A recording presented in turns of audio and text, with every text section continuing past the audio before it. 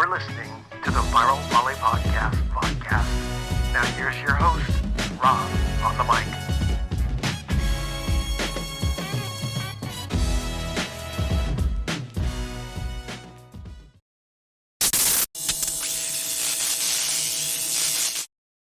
Hey, welcome back, guys. You're watching or listening to the Viral Volley podcast. Got Dan, friend of Lewis, got David Hunt of Pepperdine, and Jay Hosick of George Mason. We're continuing our conversation from volleyballmag.com because we are in week 5 of the NCAA D1-2 season, and gosh, so much is already happening. So we're going to start off with our COVID scorecard. Last week, 8 matches canceled due to COVID protocols. So a couple Conference Carolina teams and MPSF, but you know what? We're going to be back on with these teams again, hopefully with the next, actually this week with most of them. So, but I wanted to go ahead and mention that the Big West is still undefeated. All teams are still undefeated, along with David Hunt of Pepperdine. And of course, we've got Hulse of Loyola. Sorry, Dan, they're undefeated too. So,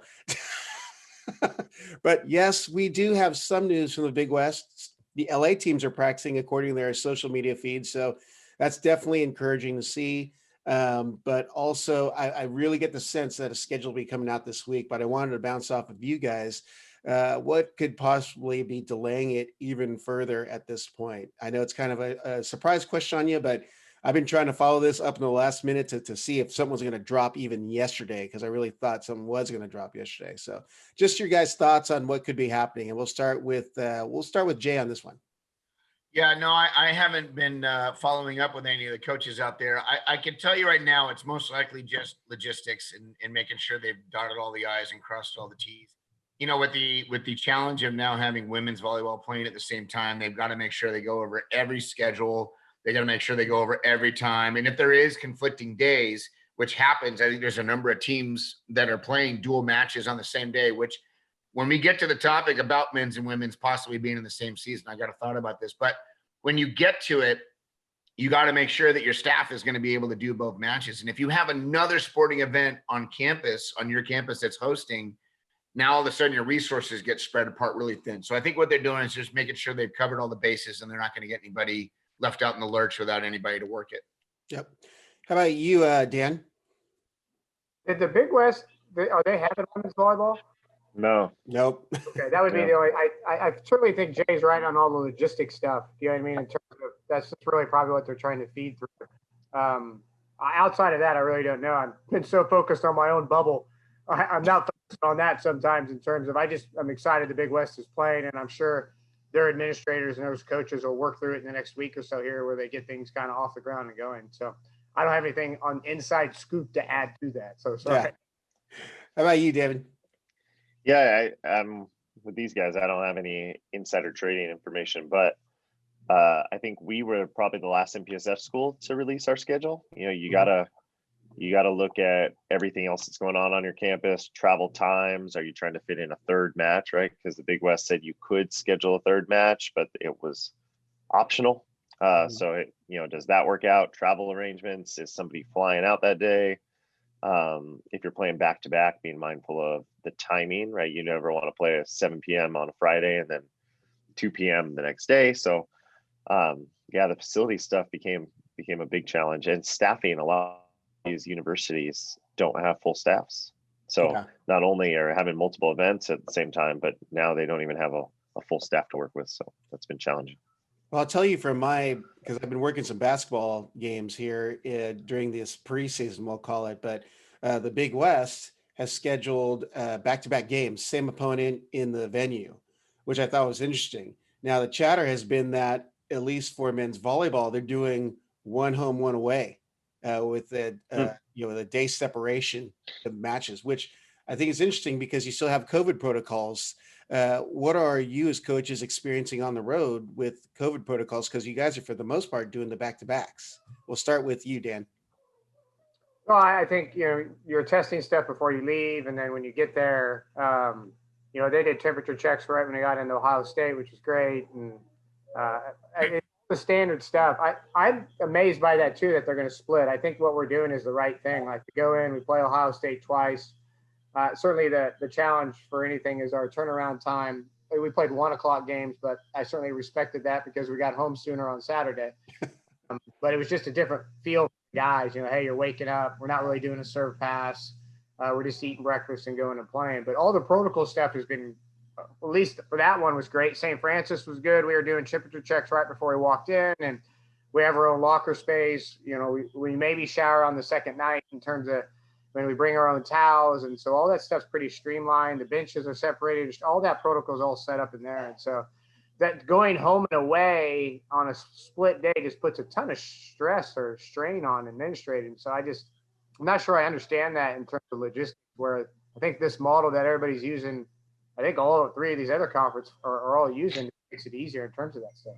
So, Yeah. How about you, David? Yeah, I agree with Dan, and it'll be interesting to see how many teams actually or conferences adopt this moving forward. It's been relatively low stress. Yeah, you can have some arguments in terms of who plays where and what years, and what's that advantage. And the MPSF's been dealing with that with BYU, and we used to deal with it with Hawaii for years. But it's sort of nice as a coach to only prep for one team, and like this is our BYU week, and then next week's our Concordia week, and Just the BYU week, huh, David? Just the yeah, BYU. it's a cakewalk. So I mean, Just the Gabby week, no big deal. Yeah, I mean, I only watched the first night, so those guys are cupcakes. So what's the big deal? It's from a coaching perspective, I mean, I think we've all had it where, all right, we're going here and then we're going, and I got to watch these 4 different matches and we're prepping for different teams. And how do we keep our team dialed in? And when you have, varying levels, maybe somebody is ranked not so high and somebody else is real good. So how do we keep our team dialed in on what we're actually having to do? I do know that there is some testing protocols. As long as you're playing within 48 hours, you don't have to maybe test as much. So maybe Big West is trying to keep within that 48-hour window. Mm-hmm. But I don't know how that affects travel. So yeah, we'll see. How about you, Jay? Yeah, no, I would echo all their sentiments. I think, this is our first road trip coming up this weekend. And so we have not yet gone through all of that stuff.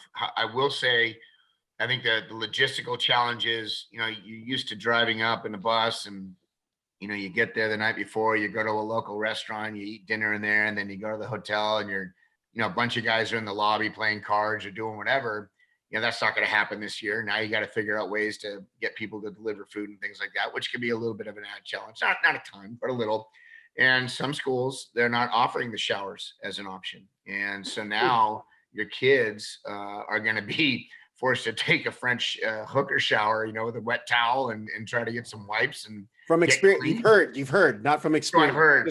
Jay hasn't played a road match in 2.5 years. So I mean, what the hell do you know? You had everyone at home last year. You're 100% correct, Dave. I'm not gonna lie to you. It's been a real long time since I've taken a road trip. But those are just small things. And when you're a young guy and you're just kind of going through it, it's a little bit of a bummer. But at the same time, you'll figure it out. It's really not that big of a deal. So I think it's just about teaching your kids to just be able to adapt to things and just make the best of what you can and laugh a lot along the way, because if you're not laughing and you're pissed off at everything, it's a real bummer.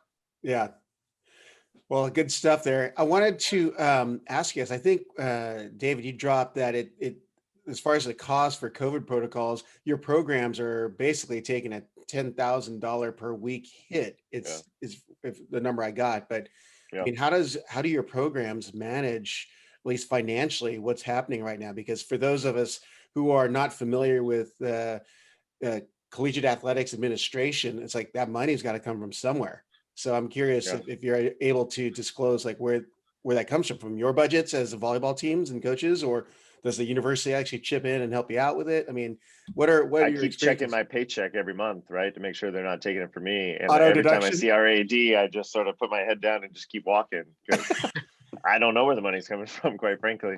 You have your shirt on that says "I'm with Marv." Yeah. No, I just wear Pepperdine basketball, so that these are all the basketball guys, tall guys. They're testing them. I really don't know, where the money's coming from, and it's a private institution that relies or heavily gets money from people living on campus, and there's nobody on campus for now. It will be over a year, in a month. So I have no idea. And state schools are in the same boat here. They're all taking hits, and I have no idea where the money's coming from, quite frankly. And I'm going to hate to find out in a few months. How about you, Dan? What are you experiencing as far as that end of season? That's probably our biggest challenge. I mean, a D2 school, budget-wise, how are we financing testing and administratively wise, not just for our sport, but for the 22 other sports? And so they actually leaned on our county was doing testing at our facility. And so they worked in conjunction with the county for a while where they were coming out twice a week, just testing everyone in the community.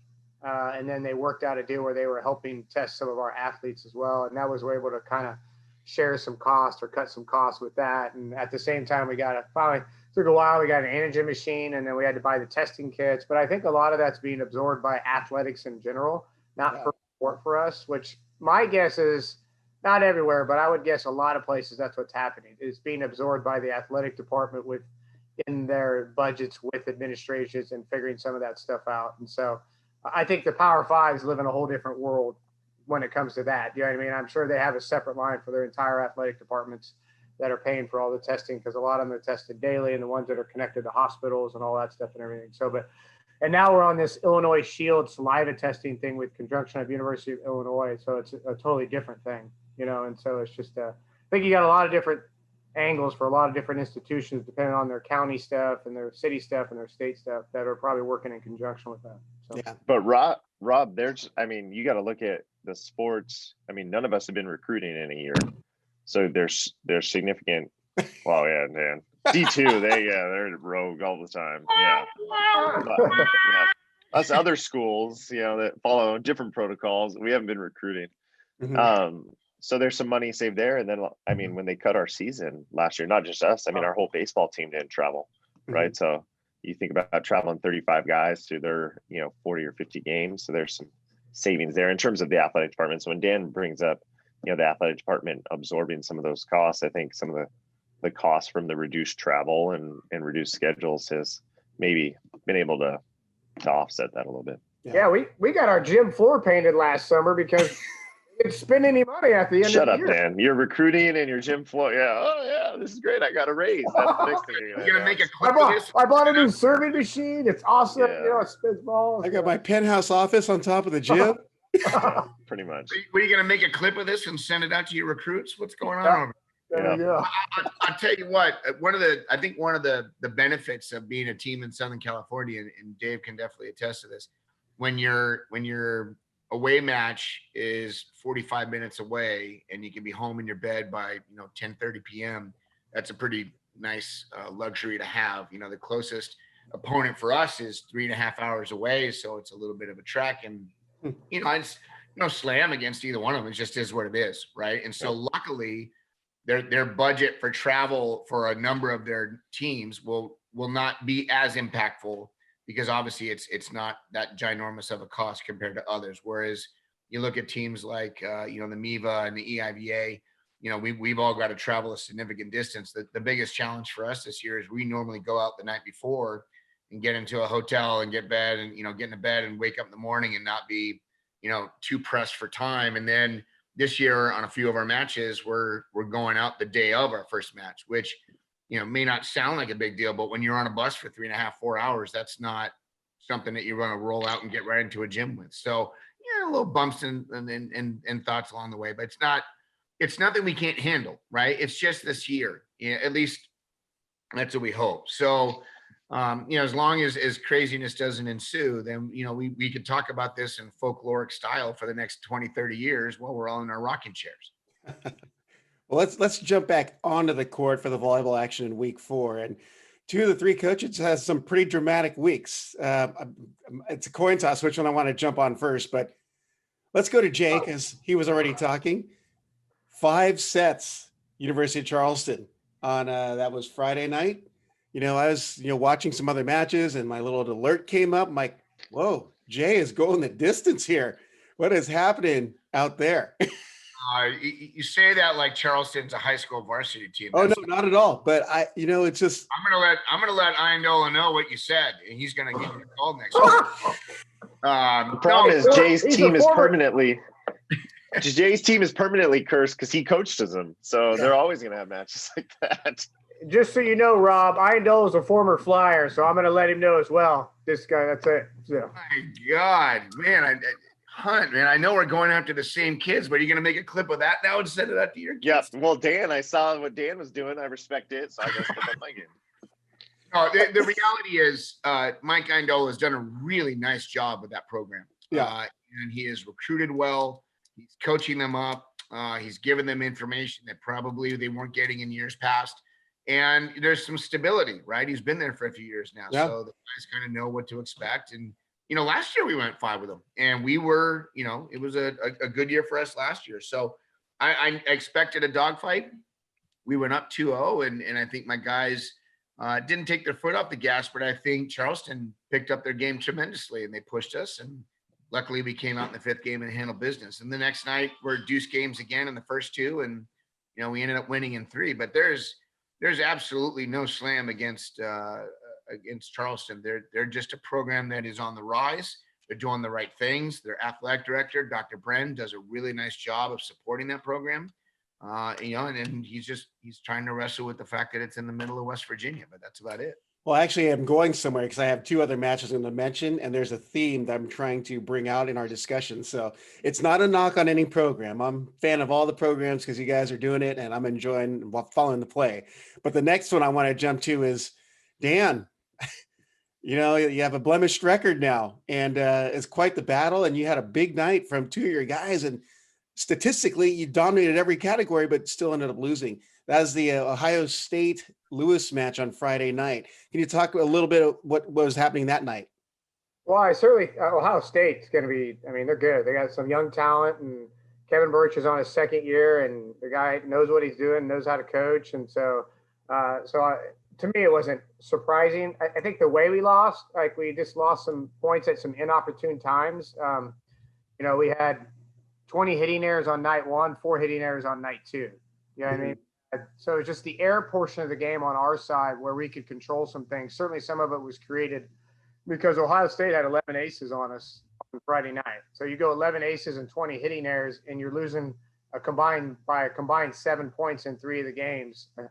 You're not going to win volleyball games against anybody if you're doing that. You know what I mean? And so credit to them for creating all the pressure. And Jacob Pasteur was really good for them. And so, and it was a good match by them. And, we can't be doing that at the end of the year. We're not going to be where we want to be. And so, first road conference game going in there, and those guys kind of kicking us in the teeth, I thought, with some stuff. And then a lot of our guys responded well the next night. So, and that was kind of the key component is like, you take a loss like that, do you learn from it and kind of get better, or do you kind of cower down? And I thought our guys kind of jumped back up and went right after it. So, yep.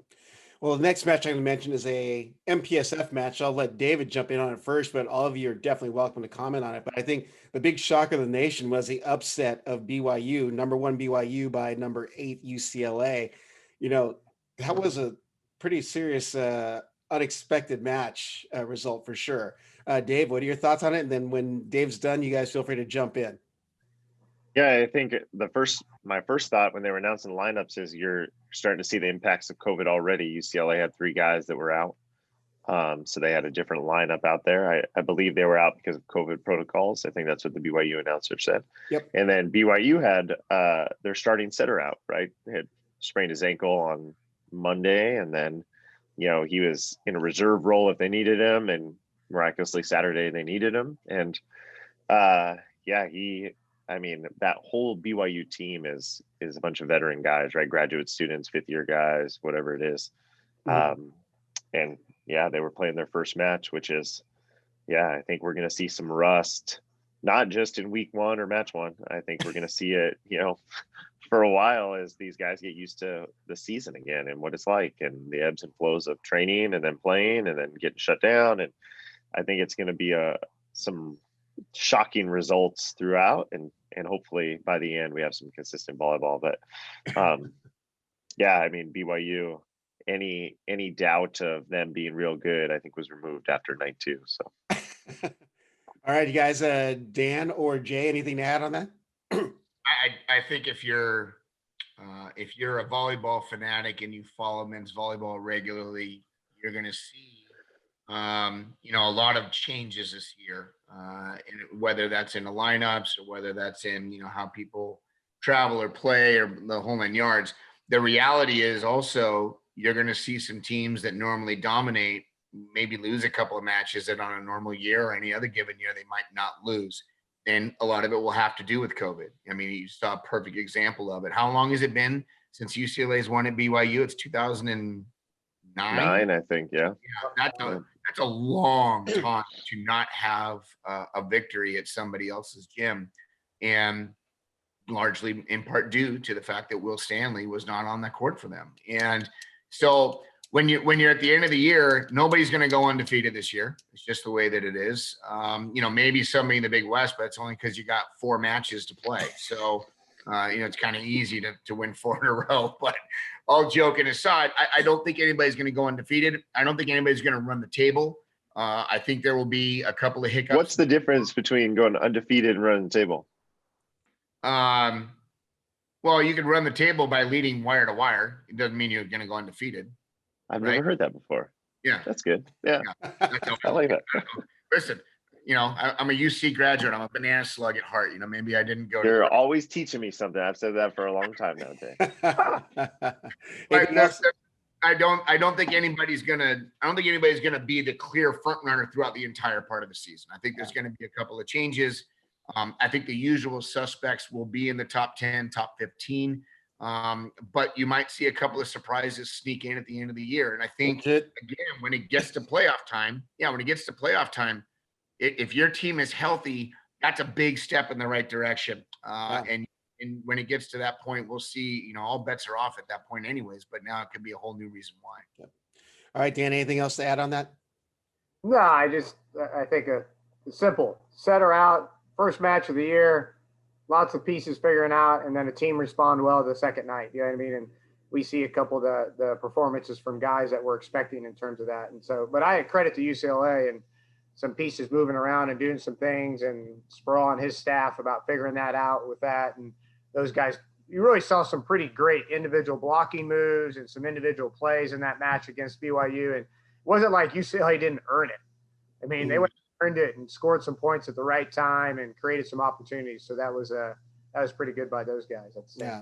But I do want to piggyback that Jay's talking about the end of the year. You just wait each week when he votes whoever number 1, and we'll kind of see who crumbles down after that. But we're going to get into that topic, I'm sure. You know what I mean? Yes, we are. So actually, it's a good setup. You guys are so incredible. The question I had for you guys was, so do you think that teams not utilizing a non-conference tune-ups, is that going to be a disadvantage for this unique season? And we'll start with, let's go back to Dan on this one. Well, of course, but it's not, I'm not sure it's under their control. You know what I mean? So it's like, teams, I was lucky enough to schedule a couple and it worked out. Some teams weren't lucky enough, like Purdue Fort Wayne couldn't schedule any non-conference game because of the administration. And so if Rock could have got it scheduled, he would have scheduled it. So anytime you're getting a few games in, work through lineups, and it, no matter what, and these guys will agree that a live match scenario playing volleyball is so much different than practice. So you're going in and playing your first one, comparatively speaking, when another team's played 2 or 3, it's a night and day difference. You're working through things every week to figure out flow and rhythm and some things that you got to tweak. Man, I didn't see that in practice. We got to work on that, or this is coming up, and there's all these things that's why you see teams get better throughout the year. And like Dave said, we're hoping we're 1, healthy, and 2, playing consistent volleyball at the end of the year in terms of that. And that's why there's upsets and moving pieces and all that stuff. So yeah, anybody will take the non-conference or, early matches if they can get this to get better. So Jay?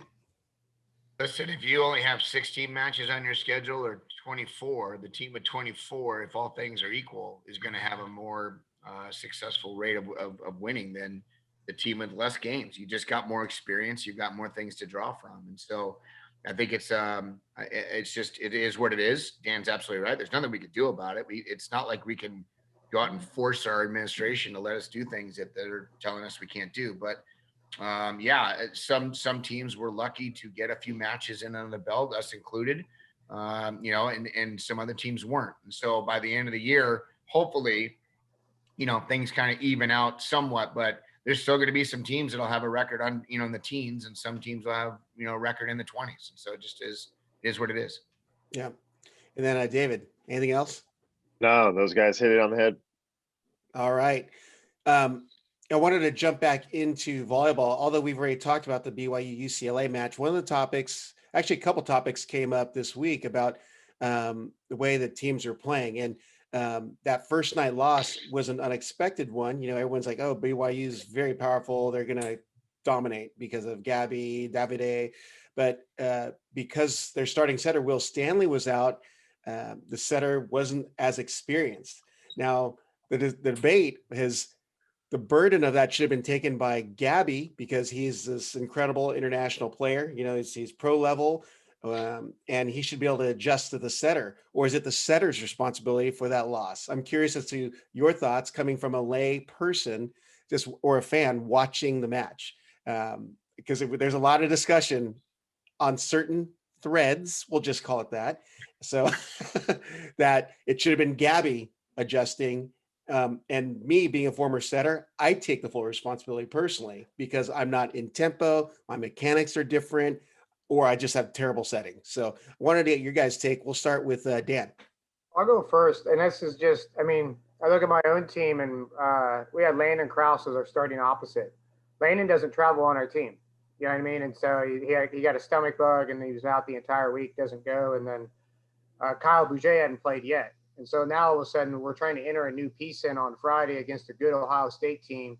And this is no excuse. It's just, I'm looking at the same way for BYU. So all of a sudden you've got a newer setter. Maybe he's got some reps in the practice on the same side, but not as many as the previous setter by any stretch of the means. You know what I mean? And so now you change the flow of the game, especially in stressful situations. So we're not talking about, hey, I'm just going to set you a ball and there's one blocker on the other side. I'm running around. It's a match. It's intense. And you get a little tighter in terms of what's going on. So it just changes all that flow and dynamic. And, credit to Zio, true freshman going in, trying to compete at a high level, and maybe didn't have the same flow that they were expecting in terms of that. And then Gabby gets into this kind of weird funk, and he's trying to press and trying to make things happen for his group. And so it just kind of compounds itself, and, UCLA capitalizing it. So we've seen it a million times with any team. You start moving a couple pieces, no matter what the level of the player is, and it just messes with the flow a little bit. And sometimes you'll see guys respond very well. That's why when coaches go, hey, I had a piece come in and I was so excited because we didn't miss a beat and the flow went really good and the team was successful. And that's tough. And then the toughest position sometimes is a setter. You know what I mean? And in that they're touching the ball every single play and developing that rhythm and flow with everybody. And it's not to discredit any other position. It just happens to be how that is. And so that's just. Wait. The center's supposed to touch the ball every single play? I got to write that down. Hang on. That's why I have to work on passing in practice, Jay. Passing. Yeah. So. Listen, I'll go second only because I cracked a joke. I would agree with that 100%. Your setter, there's only one of them on the court. And so hopefully they're touching the ball every single play. But every setter is different too. If you look at every roster, each setter that you have on your team is not the exact same. They have a different flow, a different rhythm. Some of them have a much bigger range that they can jack and jill balls all over the court from. And when you've got guys that are used to a setter being able to do certain things, and the tempo and the peak of the set are all the same, it's easy to get into a rhythm and flow with them. And obviously, it showed with Mayo being up there, than with Will Stanley. And so you kind of look at it and go, we all know what it is. We're as coaches and as fans of the game, you kind of know that there's a little bit of a difference. And listen, there was a moment, I don't know if anybody caught it, but there was a moment in the match where you could see Gabby pull down his mask and he looked at his setter. He goes, hey, I got you. Don't worry about it. I got you. I'll adjust. But it visibly was tough for him to get into rhythm because the sets were a little bit all over the place. And so credit to Gabby for doing that and calming his setter down a little bit. I'm sure the kid was a little bit nervous and probably, stressed out that he wasn't leading his team to victory at that time. But, at the same time, there's a reason why there are starters on the court most of the time. And that's because, they're the ones who flow the most. Yep. David, anything else to add? No, I think the setter did a good job for BYU. And Gabby, I mean, he's had what, 3 years of having one person set him. And I think back to, international volleyball, the Egyptian opposite goes to tournaments and tears it up. And then he goes to his pro team. And if he has a different setter, he looks tragic, and people are wondering, hey, what's going on? Why this guy just went to World Cup, was leading scorer, and his setter just knows how to keep him in rhythm. Right. And those guys are playing at the professional level. So, just a little bit of timing, a half step here, half step there. I mean, we even just saw it in the Super Bowl, right? The Chiefs were just a half step off. Nobody's saying, man, Patrick Mahomes, he's trash. I mean, he's still the best quarterback in the NFL. They just had a day with whatever timing and rhythm is thrown off a little bit. So those things happen. And yeah, I think the setter did a pretty good job. And at the end of the day, he's not the reason, that they necessarily lost. They had 3 overpasses or 3 balls. They just tanked right in the net in set 4, that if they convert those, they're forced in set 5. So yeah. All right, good stuff there. We're going to close out before our fan question with the recent AVCA poll, which just came out. But want to get your guys' thoughts on where it's at. And then, Jay, I know there's a subtopic that's developing because of a trend that you've caused. But what are your thoughts, gentlemen, on the recent poll that come out? I mean, I know we've had discussion in previous weeks that it's a crazy year, but yet polls are still coming out. So I wanted to get your opinions on them. So we'll start with David on this one. Yeah, you know what? I'm just looking at Jay in my window. I'm laughing at him. I want to hear Jay's response. How about you, Dan? Wait, I thought we were defaulting to Jay right now. Anyway, hey, the poll's tough. So there's some shifts up and down. BYU lost. Okay, maybe they're number 2 or they're number 1. Hawaii hasn't played yet. Ohio State gets a good win against us. Ball State gets 2 wins in conference. I mean, there's a lot of teams playing, doing some good things, and 6 teams or 5 teams that haven't played yet that are in the poll. You know what I mean? And so that's the tough part. You know what I mean, in terms of that, because I look at that and look how some other voters have gone, and I'm like, man, I could easily put some of these guys down at the bottom and push some people up that have played, and it would be okay to do that. You know what I mean? And the 7 side, I'm like, well, I know these teams are good. And so I don't know. I think it's tough as a poll voter. You're trying to do the best and find your rhythm. And I think the way Jay has done it has been great. That doesn't discredit the way I'm doing it, or maybe Dave's doing it. I'm trying to stay consistent with how I started. Jay's trying to stay consistent with how he started. And so I just hope the other coaches that are doing the poll, and I think everybody's gotten there, are putting a little bit of work in it and paying attention to all the matches going on and trying to do their best job of what they think is going on. So I know how Jay can get out of it. Just haven't put a Big West team at number 1 right now. You see, just Big West team 1 through 6. I didn't,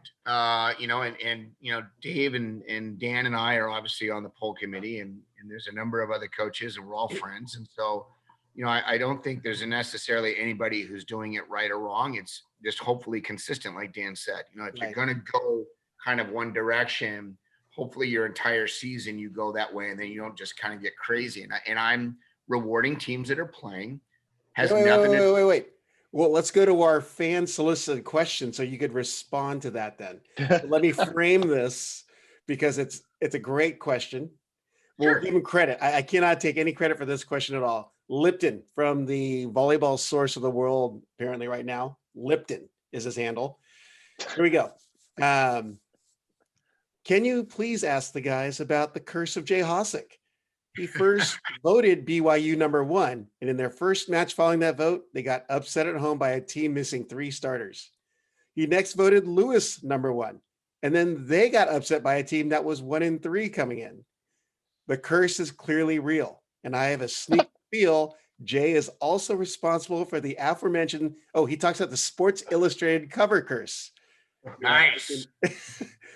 So I don't know if you're familiar with that, but whenever an athlete has shown up or a team has shown up on the cover of Sports Illustrated, lost that week. So it continues with Jay, and we're going to have him respond to that user solicited question. Jay also used to pick the covers for Madden. I heard that was the other thing he used to do, was he picked the Madden covers, and we all know how that went. Yeah, Jay, I lost because of you. Totally your fault. That's why I lost. I had nothing to do with it. My guys had nothing to do with it. Listen, I was the secret guy for Sports Illustrated back in the day when I was coaching at Santa Cruz, and I didn't have any other jobs or income, and I had to make money, and that's how I did it. Speaking of making money, any of you volley talkers out there want your teams to win this weekend, I accept all donations, if you know what I'm talking about. So here's the reality. It's a lucky, ironic moment for me to pick those two teams, and obviously everybody knows that. I did pick BYU to be number one this week. I do think that with Stanley in the lineup, they are the best team in the country right now. And I rewarded the teams in the top 10 that played. And it has nothing to do with the teams that didn't play. It just says, this is what I see so far. When I start to get some data and some information and some video from some of these teams in the Big West, that when they start playing, the shuffling will start to happen again. And they'll be, the usual suspects, depending on how they fare and how they look. I mean, listen, I know Hawaii is going to be a top 3 team. There's no question in my mind. But let's take into consideration, what if they have COVID for half their team? And what if half their team that's playing are all brand new freshmen that have never played before? And they go over for the entire year. Do they just get to be number 3 because they're Hawaii? That's not true. And that shouldn't happen like that. So I'm just rewarding what I'm seeing. And, somebody had mentioned, all of us are friends. And so we're throwing each other a little bit of love here and there. And it's nothing to do with it. You're seeing cross-pollination starting to happen. And the poll voters that are seeing these other teams are starting to recognize, hey, wait a minute, I'm going out and I'm playing other teams on the West Coast. And yeah, those teams are good. But hey, this team over here, Lindenwood, or this team over here, McKendree, or this team over here, Barton, those are pretty good teams too. And maybe, just maybe, if those teams start to get hot and get a couple of victories here and there, those teams will start cracking in the top 15. It'd be real nice to see us get to a level someday where we can go to a top 25, but I wouldn't be surprised if we shrink down to a top 10. And I would be okay either way. I think there's some real validity to both arguments. But the reality is I'm just voting who I feel at the moment is the best team, and I'm rewarding the teams that are playing versus the teams that are not, and just going on prior history. That's all I'm doing. But anyways, still taking money. Can I add As something are real all quick? of we. Hey, Rob, I want to add something Jay hit on, and this is a prime example. So NJIT at the end of last year had 2 or 3 ranked wins, still getting in the poll. And this is the exact thing where we talk about, where like schools have names, and certainly they're all talented, but not recognizing the games that are being played at the moment with the kids on the court then with those programs. And it was really hard for them to get cracked in after these wins. And then I think they ended up receiving votes, but they should have been in the top 15. Yeah. And I think that's the thing where we talk about, are you really doing your due diligence about the games being played in front of you, or are you just going by the names of the schools in terms of that stuff? And so making sure people are paying attention to that sometimes. And so, yeah. And I'll go one step even further, back in the 80s and 90s and early 2000s, if you want, there was a West Coast bias that was pretty valid. I mean, there were obviously good teams in the Midwest. Don't get me wrong. Ohio State, Lewis in the early 2000s was good. And Ball State forever has been a solid program. Penn State obviously has been a solid program. But the reality is that the majority of kids went out to the West Coast to play. And that's where the best level of volleyball was from top to bottom.